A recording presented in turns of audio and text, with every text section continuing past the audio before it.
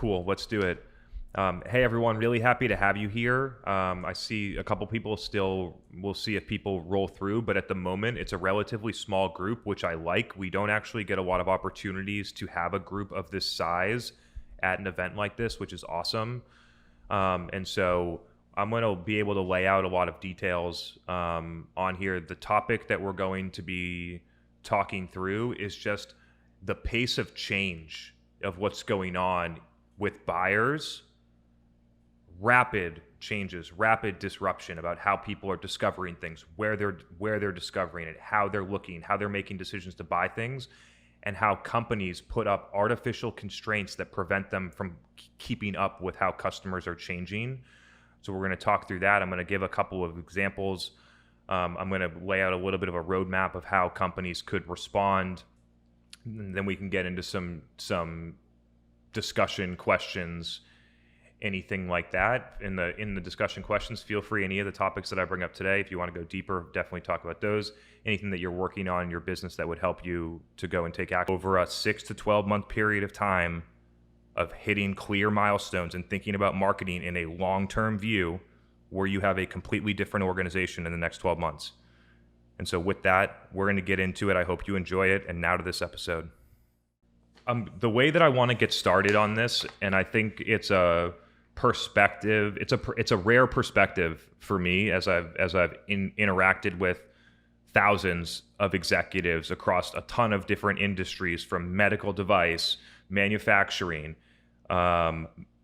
pharmaceutical, software, small mom and pop restaurant, B2B, in a ton of different industries. The thing that I feel that I don't feel a lot of other people really get is that marketing is pure offense when it's done correctly. It's pure offense. The problem is that most companies only think about marketing when something's going wrong. They only think about making a change in marketing when something's going wrong. Oh, our sales team didn't hit quota for three quarters in a row. I guess it's time to think about marketing now. Or marketing's not performing. Guess we need to think about changing marketing. As opposed to if you got to a place where you made changes because you saw opportunities rather than making changes reactively to fixing things that are wrong. That's where companies need to get to. The second problem on why companies don't think about marketing as offense is because they look at marketing in a time window of sales. They think about the offense in 90 days. The real marketing offense happens at month 18, at year 3. Growth and things that happen at your company at those levels when you execute marketing for a sustained period of time are unmatched by anything else that you could do in your business. It's called a brand. It's called building a brand. It's called creating momentum. It's called truly transformational change inside of companies for this reason. Also for people's career, right? So you can think about this as a business over a 3-year period of time. You can also think about this as your career and the skills that you're building and the things that you're learning, and thinking about it in a time window of 3 years instead of the next 30 days. And so I'll give you an example. I'll give you several examples as we go through this thinking, going deeper into the offense topic. Let's say you're a company in 2016. And in 2016, you basically, pretty much every B2B company in 2016 overinvested in events, physical events from a marketing budget, 50% of marketing budget being spent on physical events. Maybe there's some throwaway digital spend that's not being scrutinized that much, and then it's pretty much carried through outbound partner, otherwise sales. So that's your business in 2016. Everything's going great, and you have basically 2 options at that point. You could say everything's going pretty good right now. Out here, we see this huge opportunity. People are moving digitally and buying things digitally. They're discovering stuff online. We're not producing any content. All these new social platforms are emerging. Our buyers are telling us that they're learning about things there. But our events are doing pretty good, and our outbound's doing pretty good, and we're growing at 35%. That meets our, investment thesis target. And so we'll just keep doing what we're doing. And so they keep doing what they're doing. This is I'm saying this hypothetically, but this happened to thousands of companies. They keep doing what they're doing. They don't scrutinize the digital spend. They don't invest in any of those things because they don't feel any significant pain. And then COVID happens. And COVID happens, events get stripped right away, and outbound sales stops working as well. Pressure gets put on marketing to deliver things, and they don't know anything to do. They haven't figured out anything. They don't know how to produce content. They don't know what channels to put it on. They don't have any followers. They don't understand what to do in a community. They don't even know how to put on an event that people show up to digitally. They don't have any of these things. And so in that place, now you're on defense. Now you have to go and figure out marketing. That's what most companies had to do. Let's look at it a different way. Let's look at it the way that I looked at it in 2016. In 2016, the signs of things, not the couple things that I mentioned, events and outbound sales not working, were totally obvious.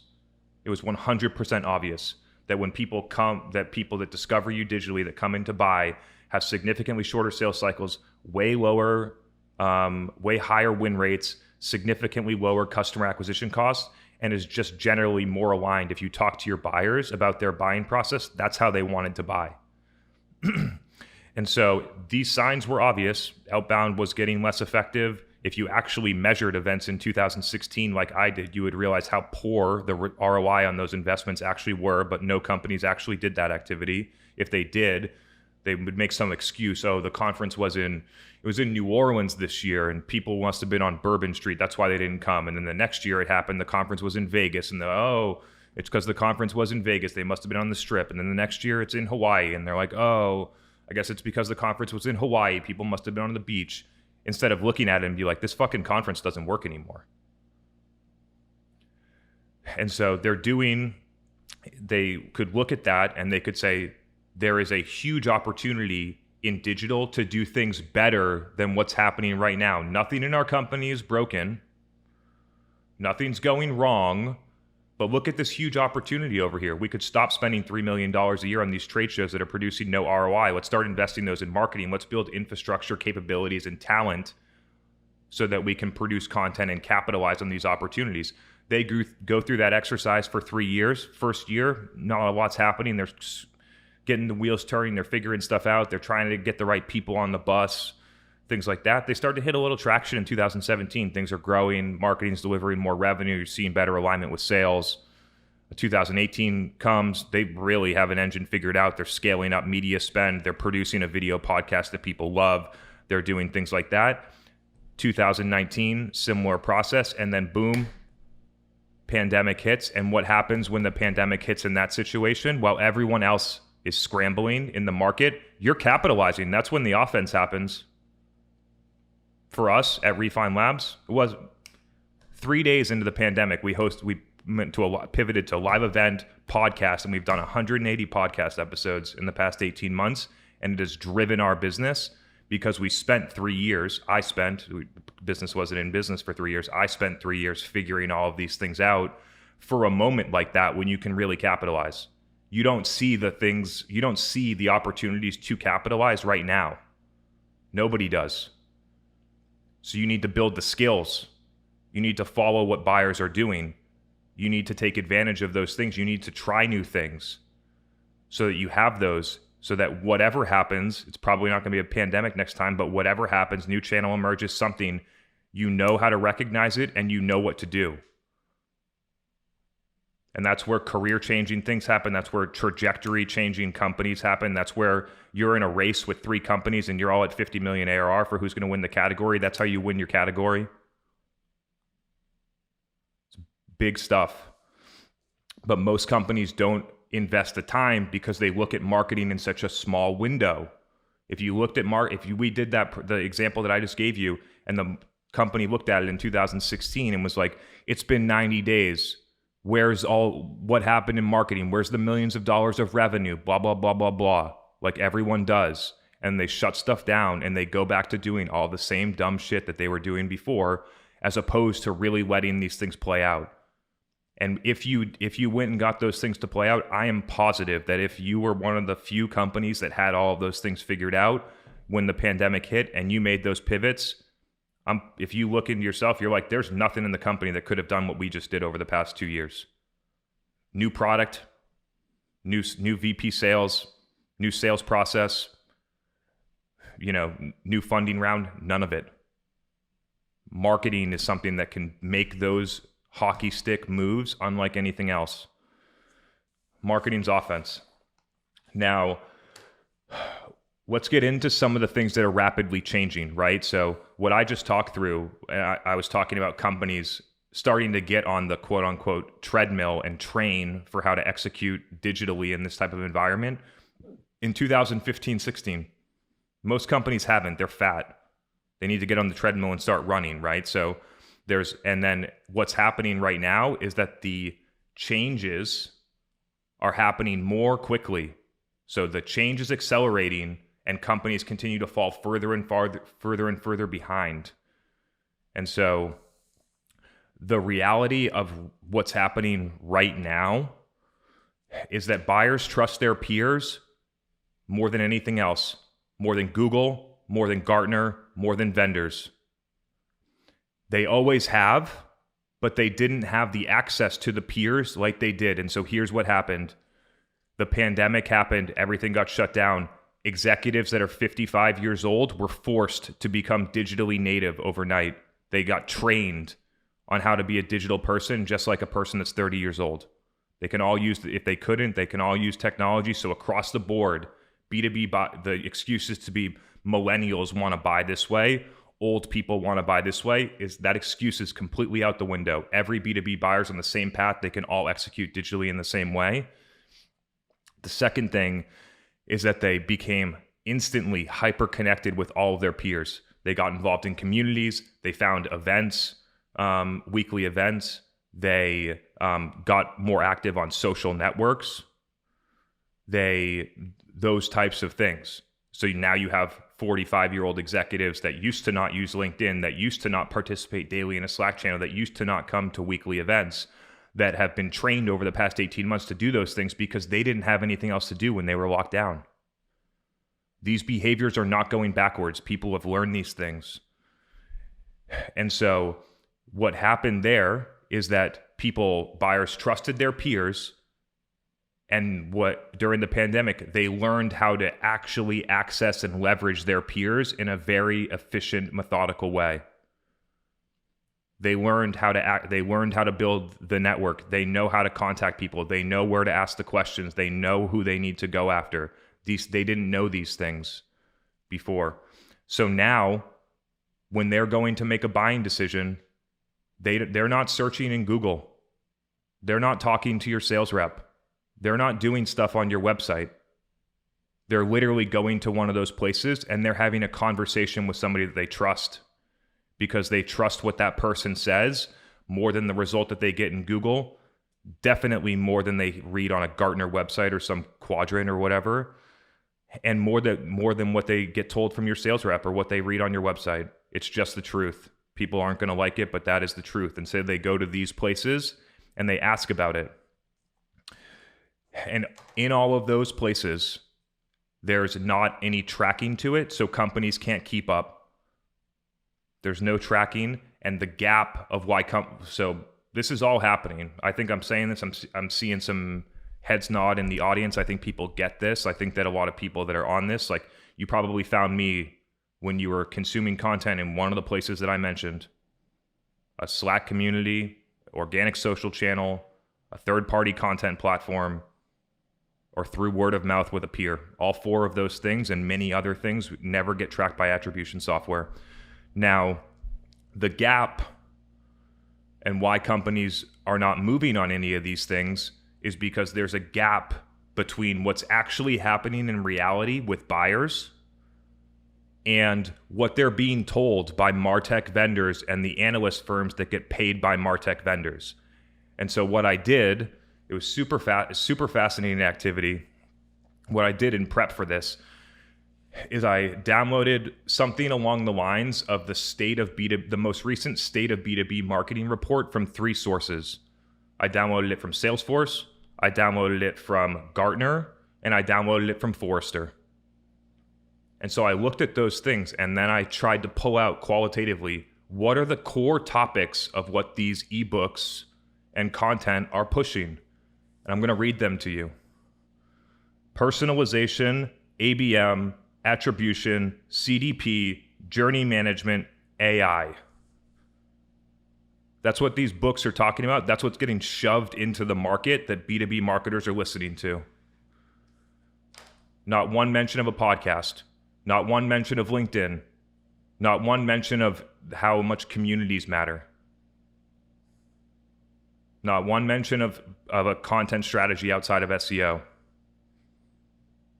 This is wild stuff because none of those vendors have any vested interest in you starting a podcast. You can't sell attribution software on it. It's not going to be able to do on ABM. They don't have any way to measure it. They have no vested interest in you doing these things because there's nothing in it for them. So why are they going to tell you to do it? There's a massive gap here that people really need to understand between what they're being told to do versus what's actually happening in the world. I've actually, as I think through it, when I think about, because I've been reading these reports through that lens for a long time. I remember doing this with Salesforce in 2018, and I was like, what was working for me then was running Facebook ads.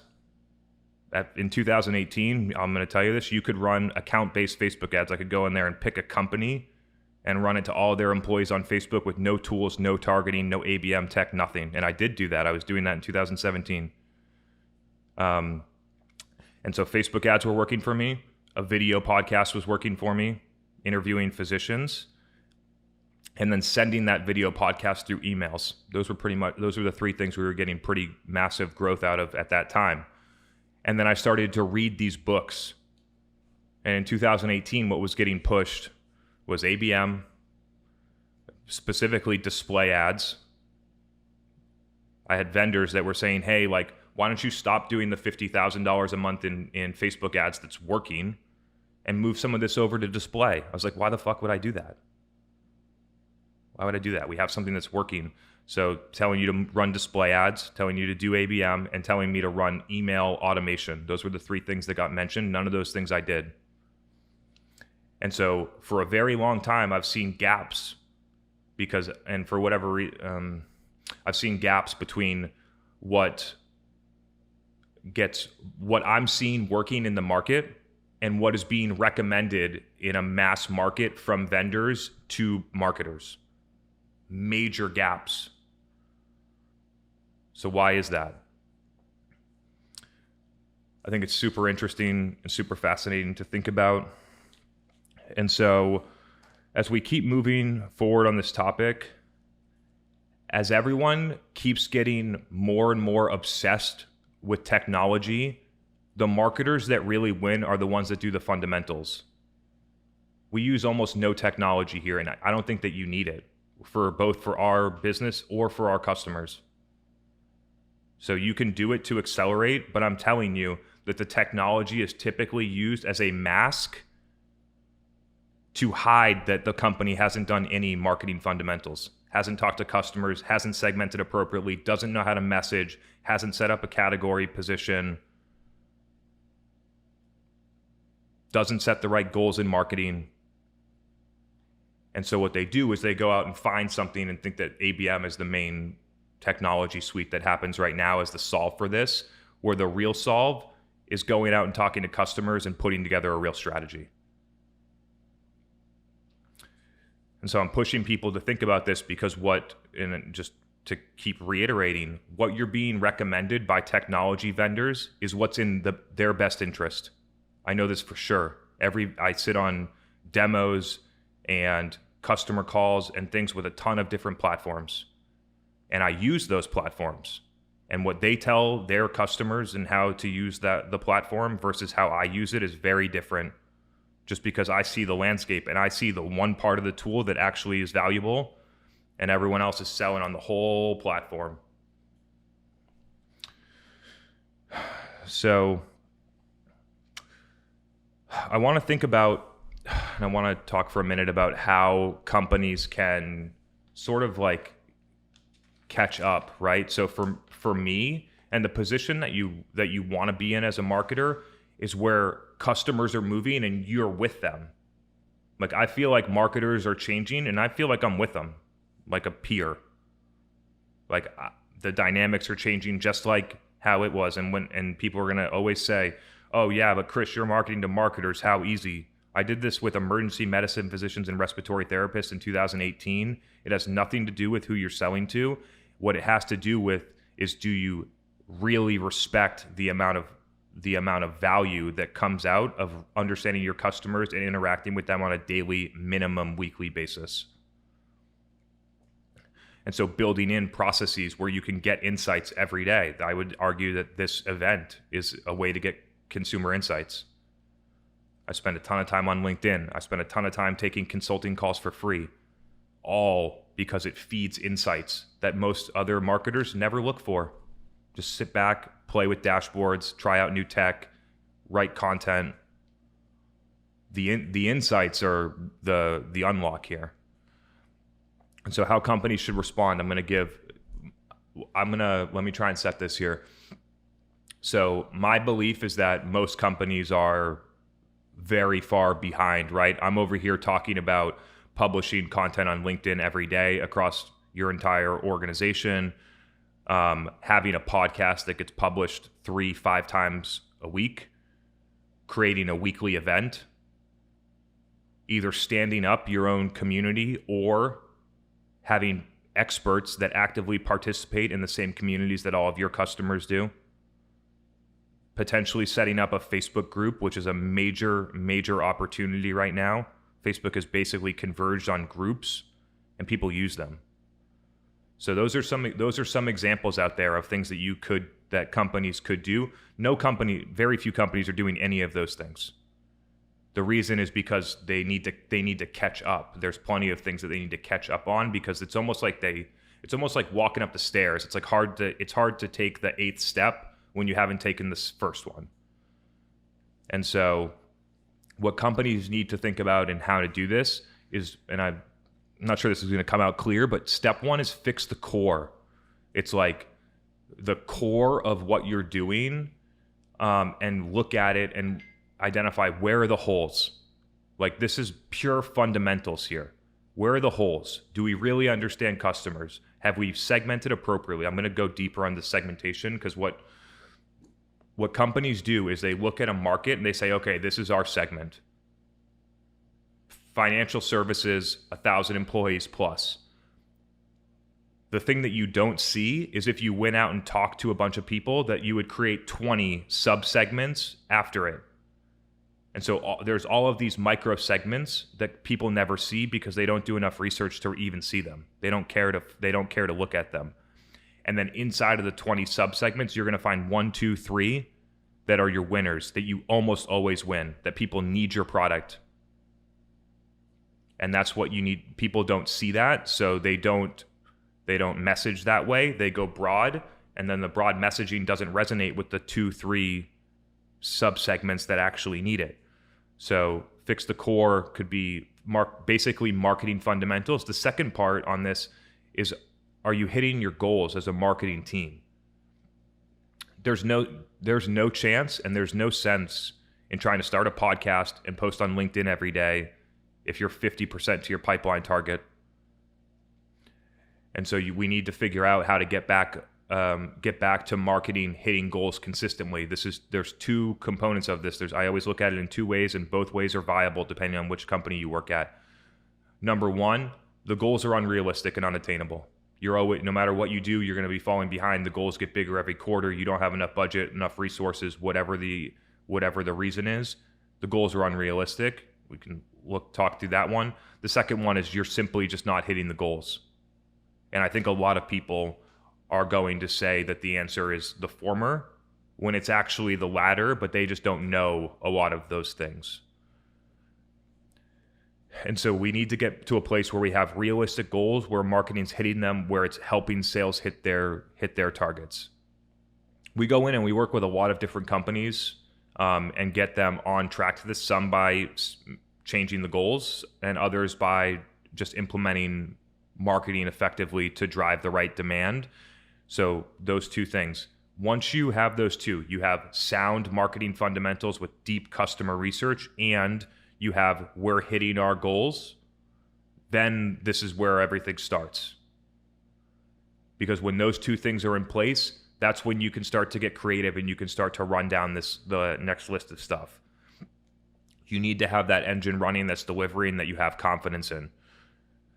The next one after that is you're actually going to go out and do deep primary qualitative market research in a different way. The first way that you're doing, you might be doing it for segmentation or something else. This time you're doing it to really understand where people get information and how they want to buy. I did this in 2016. I'll give you two easy examples of this. So in 2016, I didn't think that the reason that we were going to run Facebook ads was because they were cool. The reason that I thought we should run Facebook ads is because I was visiting customers at hospitals and I would walk into the break room and I would watch what they did. And everyone that was in the break room was on their phone using Facebook, Instagram, or YouTube. That was the insight. And so that was in 2016. If you went and did that exercise right now, you might get something a little bit different. There might be a community. There could be a Facebook group. There could be other things. So to understand where they're getting information, and it's a lot easier to see it than ask them. And then the second piece is to really try and respect and understand how they want to buy. I did this one in 2017 as well. It was super obvious to me. It was not super obvious to all of the executives that were making the decisions on this. And so I did a large survey about how people bought things after I had already talked to them and they told me it. So I was doing this in a large scale survey to create the data to help people understand, where we went out and we said, what's the first thing that you do when you're researching new medical technology? It was like 95% of people said I research online. There was an option there that said get a demo from a rep. There was an option there that said look at a medical journal. There were other options that people could choose. They said they're going to research online. And then we asked them where they do their research. And then we asked what the next step was. And so you started to reverse engineer. So before this person ever wants to talk to our sales rep, they want to do research on this website. They want to look at this medical journal. They want to talk to this person at another facility that already uses the product. They want to do this. Think about you as a buyer. You do all that stuff. I'm talking about people that work in hospitals. You do all that stuff too. You research in certain places. You ask people. For sure, in a community, social, text message, LinkedIn DM, wherever, you ask people. And then you're probably at that point, if you decide you're going to want to engage, then you engage with sales. And every company spends all of their marketing dollars just trying to shove someone into a meeting. And that's why they all move to close lost, because it is completely misaligned with how people want to buy. So doing that research and really understanding those two components. Where are the places that people are getting information? I could list them off for certain buyers because we just work with enough companies. So where are they getting information? How do they want to buy? What are the important steps in the buying process that we're missing? I'm almost positive that most people on the Zoom and a lot of people that are listening to the podcast afterwards, that the thing that you're missing is that you don't understand how valuable word of mouth is in a buying process before they talk to your rep. You need to get people to a place where they are talking to their peers, where those peers are people that love your product.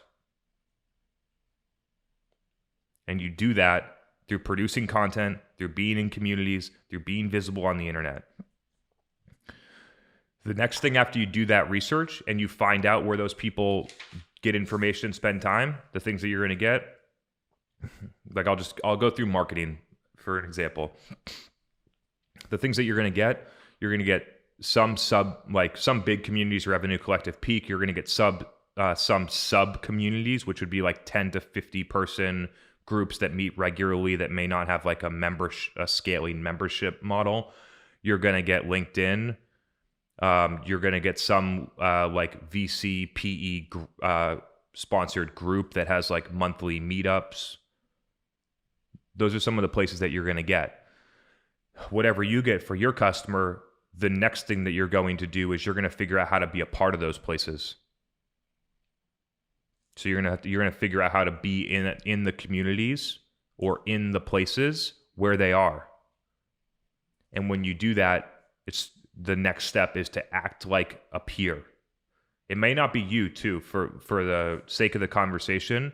If you're selling to CIOs, it might be better off to be your CIO or your director of IT or whoever it is than a marketer. So depending on your buyer, you think about changing those things. When we were doing this in medical, we would use respiratory therapists that work for our company, and we would use medical, either neonatologists, ICU intensivists that also worked for our company. So we hired our best customers essentially to do this. Figure out what the communities are, start actually living in them, and the thing that you're gonna open up there that almost no company has is an ongoing flow of insights that your competitors never see. It's why we innovate so fast here at Refine Labs. Is because I always know what's going on because I have hundreds of people giving me all that information every day who are my exact customer. So figuring out how to open that piece up. The next piece, once you do that, is you need to figure out how to build a content strategy that's going to work in those places. And the key word here is that's going to work in those places. Right? There's plenty of companies that have an SEO content strategy, then they try and push a couple blogs onto LinkedIn that never work. We're talking about having native content in whatever platform that is to put it in there, that now that you have a sense of the community, you understand what people are liking, you understand what they're commenting on, you understand what they're saying, that you can put something in there. So this is the strategy. Who are we going after? Who is the target for this? What information are we sharing? What's our point of view? What are the key topics that they care about? Who's going to be the subject matter expert that's going to be able to create this information? How are we going to resource it? How are we going to produce it? How often do we need to produce it? What things are we going to need to do that? All of those questions need to get answered. You don't need to answer them all up front. You can answer a couple of them, start doing stuff, and learn along the way. Easy example of that is go back to episode 1 of our podcast. We didn't have a lot figured out either. I was using AirPods. And so we didn't even have a mic, and that's totally cool, right? Like, you don't have to go from, I think what holds a lot of people back is they try to go from 0 to 100 real quick. And so instead of thinking about how do I create content that people like, they obsess over whether or not they sound good with their mic. They obsess about whether they said too many times, as opposed to, is this information really working for my buyer? So you're going to put together a strategy that is going to involve a lot of resources, it may not be more resources, but it's going to be different resources than what companies put on these projects right now.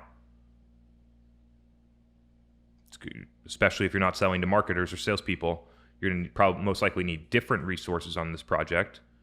And then you're going to actually go and start executing on a content strategy and putting that stuff out there. The last piece, I'm sure there's more, but I'll leave it at this for right now, is you need to identify what are the dark funnel channels that are going to work for you for distribution. And I'm going to go through this. This part is super, super fascinating. And so our strategy from Refine Labs, I'll lay this out to you right now, is that we put content in two main places. We put it on LinkedIn and we put it on a podcast. So those are the two places that it gets put. But listen, there is earned distribution. I call it secondary distribution. There's probably tertiary distribution too that happens that nobody sees, and that is all of the value. So when I put my content on LinkedIn this morning, and it probably has 15,000 views right now, and 1% of those views, which would be 150 people, clipped the link and shared it somewhere else, that's where the value is, because people trust their peers. And so somebody clips that link about why marketers don't innovate because they're handcuffed by attribution, and then they clip it and they share it in their company's Slack channel. And then I get somebody that passes my information directly to all the decision makers inside of that company. Or the person that clips it from there, pulls it out, and shares it in some marketing Reddit community. I've had that. I know when that happens because I get 20 LinkedIn DMs from people on Reddit saying they saw it. Shares it in a Reddit community, or pulls it out, takes it, shares it in Dave Gerhardt's Facebook group. Any of those, that's secondary distribution where a peer that's not me says this content is really good and then gives it to a bunch of other people in a different place. And that process can continue to repeat. So it could go secondary, tertiary, all in different places. That's the magic. None of that stuff gets tracked. Nobody sees it, and therefore they don't do it. And that would be that's a pretty logical sequence, because all of the people that are winning right now, all the companies that are winning are doing some form of that. The channels might be different, the audience might be different, some things might be different, but they're doing that. They're in channels that can't be tracked 100% accurately.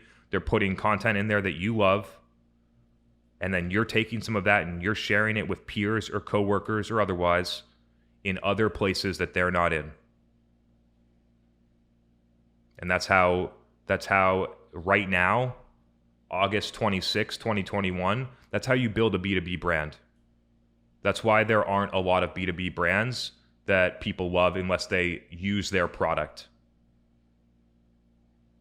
If you're a B2B brand, your objective should be that everyone in the market loves us, not just people that use our product. And they love us because we go into things with the right mindset, that we have a progressive, modern strategy in terms of marketing and interacting with our customers and the market. We produce the best information on the internet for our buyers, which creates massive affinity and trust and credibility. And we don't spam people with sales-focused messaging all the time, trying to convert people and shove people into meetings when they hate it. And that's the most clear-cut, simple strategy on how to build a brand today. Companies can't do it. And I mentioned this way at the beginning. Maybe we'll go back. How are we doing on time? Holy shit. We're going here. It's nice. Companies can't do any of the things that I just said for a couple of reasons. And then I'll close out because I definitely want to give people an opportunity to ask questions. They won't do those things for a couple of different reasons. One, their mindset on marketing is fundamentally broken. This is the number one. It drives everything else underneath. They think of marketing as sales support. They think of marketing as lead gen. They think of marketing as let's think about investing in marketing when something goes wrong, when sales doesn't hit their targets, blah, blah, blah, blah, blah. The mindset of marketing is broken. It's the most fundamental, easy one. The next one is that they set the wrong metrics. They set metrics on leads or MQAs or poor definition of pipeline or website traffic or influenced revenue or a bunch of shit that doesn't matter. And the last one is that they're over obsessed with attribution. I talk about this all the time. I post about it on LinkedIn today. They're over obsessed with attribution. All of the things that I just told you about how to do this, aside from fix the core and hit your goals, everything else afterwards were all places that attribution software would tell you not to focus on. It's so, and the changes are happening so rapidly. Buyers are moving so fast. Do you think tech vendors are going to respond and tell you not to do this stuff? Do you think they're going to change their entire strategy around this? No, they're going to keep telling you to do what they've been telling you to do so they can sell more technology. And there's just so much misalignment in that camp that I really hope a couple people think about that, because there's a wild opportunity out there. And I'm gonna close out here now that I recognize that I talked for 42 minutes straight. So let's get into some questions. That was great. I think you laid out several really good frameworks, particularly for how to conduct customer research and what answers you should go out and achieve in which order in order to fuel marketing. I thought that was really clear and well articulated. I'm going to grossly oversimplify something you said earlier, which is marketing is like an 18-month investment. So if I am like a CEO of a small startup, especially a bootstrapped one, I'm probably going to say something like, I can't afford to invest in anything that's going to take 18 months to pay off. What do you say to that? You oversimplified what I said. So what I said here is the lift that can't be replicated by anything else in the company happens somewhere beyond 18 months. It's happening to Refine Labs right now. It's been 18 months, more than 18 months, 24 months since we started to do it. I've done it for companies for 18 months. I know that that's about the time frame. That doesn't mean that the results that you generate before that are not going to be meaningful, significantly lower customer acquisition cost, way better overall sales velocity than what you're doing right now. You should see incremental builds at way better cost efficiencies than outbound across the entire set. What I'm talking about is if you do those activities for a sustained period of time, you will be granted the opportunity to capitalize when other people don't get the opportunity because they haven't done the work over the past 18 months. And so people, because they think about marketing in such a short-term window, they never build the capabilities to see the opportunities or to capitalize on the opportunities once they've seen them. So something else you said that caught my attention was a lot of teams are behind, right? It's hard to take the next step when you're like 8 steps down the ladder. So I'm curious, like, what if you're a marketer or a marketing leader that gets dropped into this situation where you're in a company that is 8 steps behind on the ladder? How do you get ahead? Getting ahead is quite, I think I went through that in quite a bit of detail. I think it's super simple. It's, you got to audit the fundamentals. You have to check against your goals, and you need to, like, almost every marketing team, I'm actually quite sure about this because we've done it for like 40 companies now, is that almost every marketing team, if the goal was relatively realistic and validated against the budget investment and historical performance, if all those things line up, almost every company on this Zoom could hit their goals simply by running proper LinkedIn, Facebook, and Instagram ads.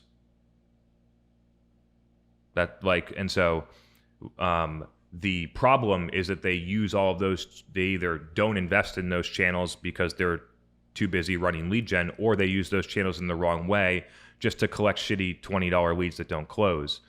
And so just by fixing the allocation of spend that happens in a company, let's just pretend you're a $30 million ARR company and you have a $3 million marketing budget, 10% of revenue, and you're in there, you got $3 million. The problem is that 2.7 of it is completely thrown in the trash. And so it's to go from being 8 steps behind to being on track is nothing more than looking at scrutinizing all your activities against revenue and what buyers want, cutting out things that clearly have no value, which is a lot because I do it at a ton of companies, so I know, cutting out all of those things and then reallocating to 2-3 things that move the needle. And you can go from being 8 steps behind to being on track and being able to do some of these things. So I've got a good question here from Dan Quirk. He says, you mentioned getting marketing fundamentals down and hitting goals before investing in podcasts, LinkedIn, and dark funnel stuff. Isn't podcast, LinkedIn, and dark funnel stuff critical to hitting the goals in the first place in 2021? Opportunity to clarify some of that. Yeah, so there's a, I'm not sure phenomena is the right word, but there's a consistent effect, and I've experienced it myself, and we just work with enough companies to know that this is going to happen. So I'm just sharing, you might have to just trust me on this, but here's how it goes. You're 50% to your pipeline target, and you say, okay, so what's going to happen is that a podcast and LinkedIn posts are what's going to get us to our goals. And so you go out and you start working on them, and 30 days later, people are scrutinizing the next month's results, and you're still 50% to your target. And then people look around and they say, okay, where is the marketing team spending their effort, and what am I seeing in the data about where the results are coming from? And they look and they're like, okay, marketing team spending time on this. What's this podcast thing? They've done 6 episodes and they've posted on LinkedIn. And then they go back in attribution and they say, I don't see a single contact or deal that came from LinkedIn or from a podcast. Shut this shit off. Focus on something else. Let's go get some leads. That's what people will do. It'll happen every time. And so There's absolutely no it's 100% feasible and possible to hit your goal without leveraging any of these channels. I know that for sure.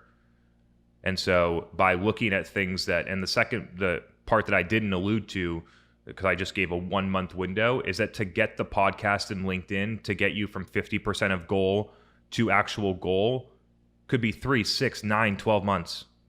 3, I think, is aggressive. Like, I'm not sure that our podcast would have done that job, and I think we're one of the best.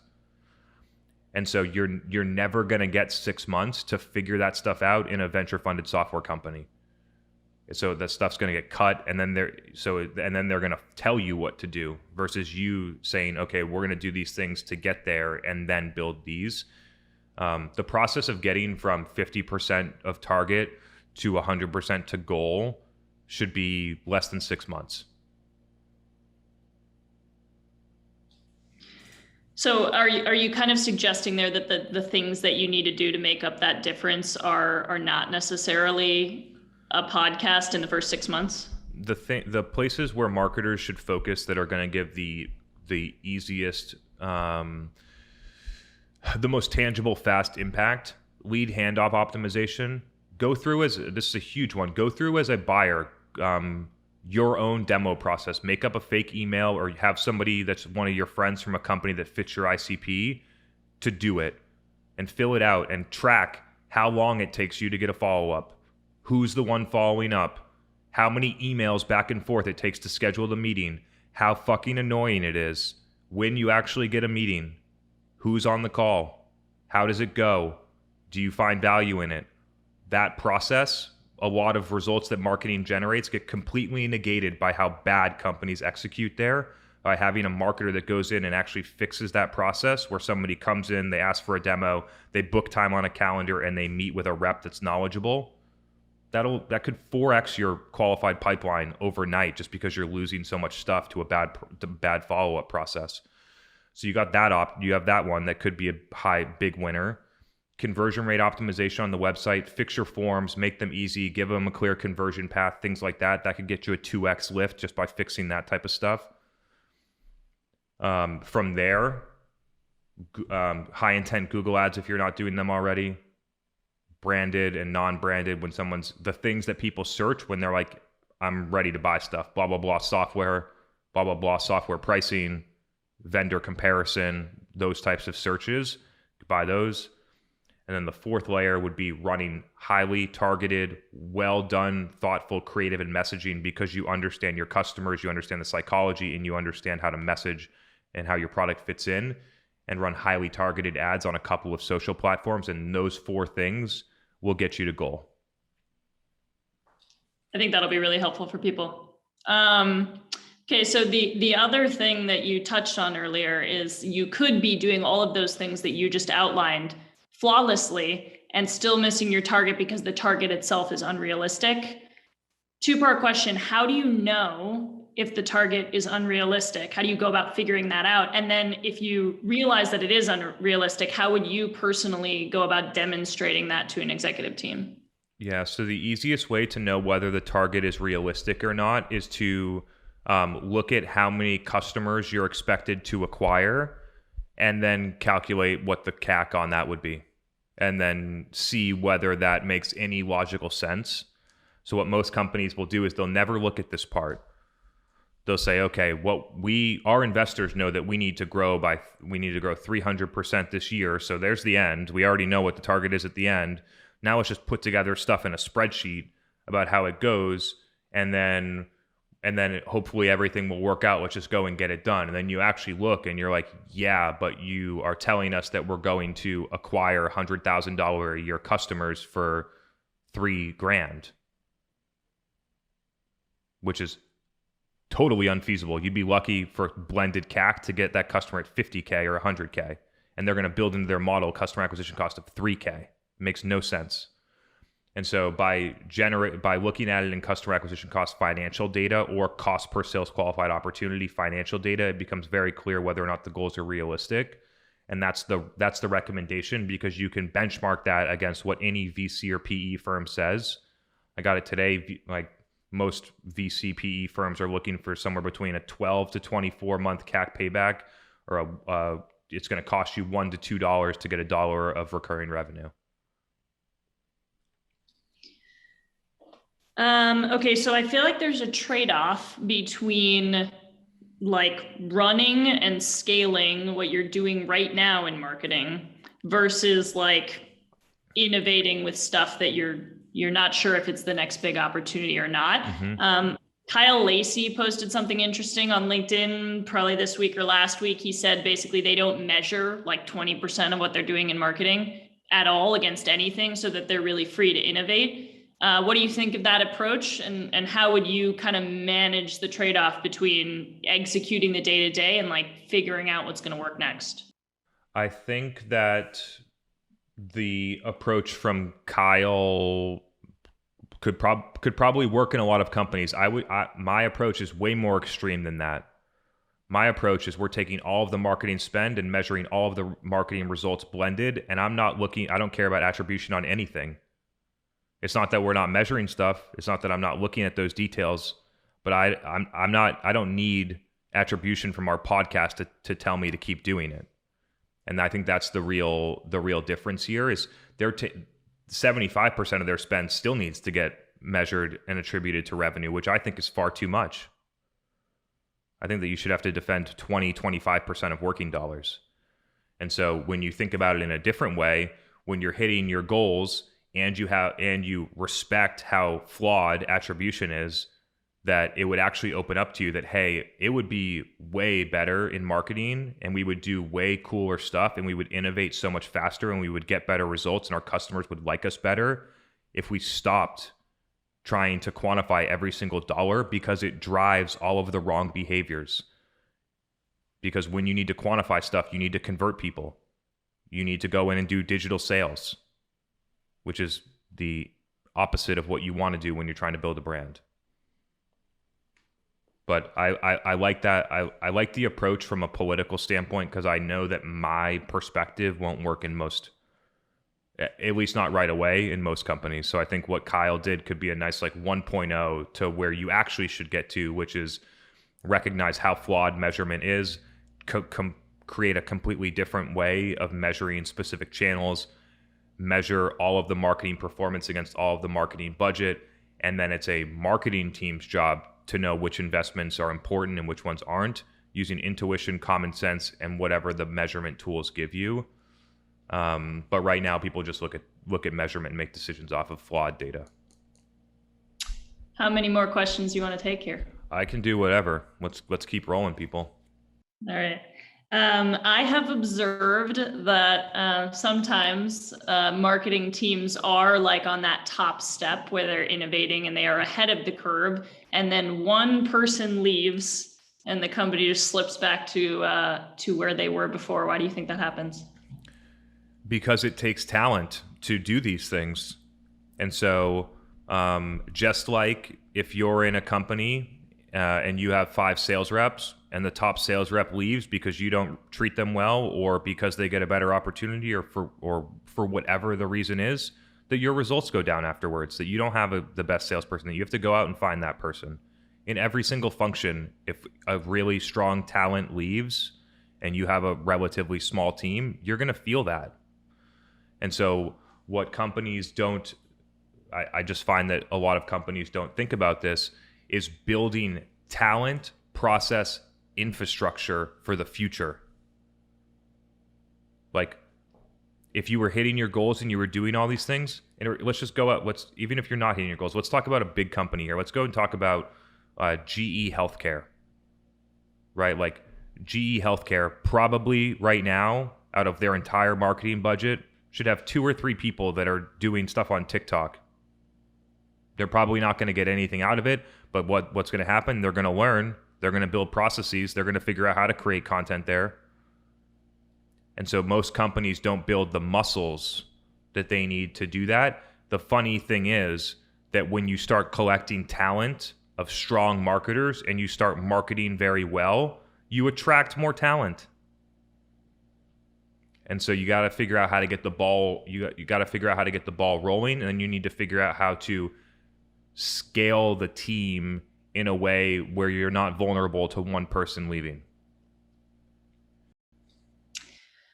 All right, maybe we'll wrap up with this question from Andres, which is, what are some ways in-house content creators can help innovate on the marketing team? And I think maybe expand on this a little bit to like anyone in kind of a mid-level or individual contributor role, how do they fit into marketing innovation? You are the innovation, right? Like the entire things that I did in 2017, which is basically like build a demand gen function and drive millions of dollars of revenue for a business that was doing no digital marketing before I got there. I was a manager, right? That's where all the innovation happens. So manager and director level people are the people that are close enough to the tactics and experienced enough to know which things are working and which ones are not to actually get stuff done. And so, yes, you're going to have small companies, and I know that was a generalization. You're going to have small companies where VPs of getting a ton of stuff done. You're going to have people that are player coaches that are getting there are all of these different outliers, but generally, managers and directors really move the needle. And so I think that that's where the innovation happens. The job of the VPs and the CMOs is to remove all of the dumb roadblocks that prevent people from innovating right now. And that is a perfect place to end.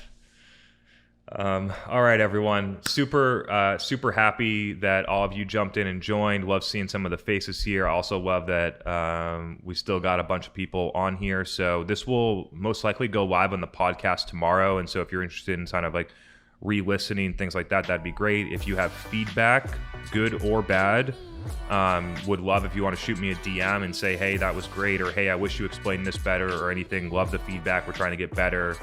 And so with all that said, appreciate you spending an hour with us, and hope to see you again soon.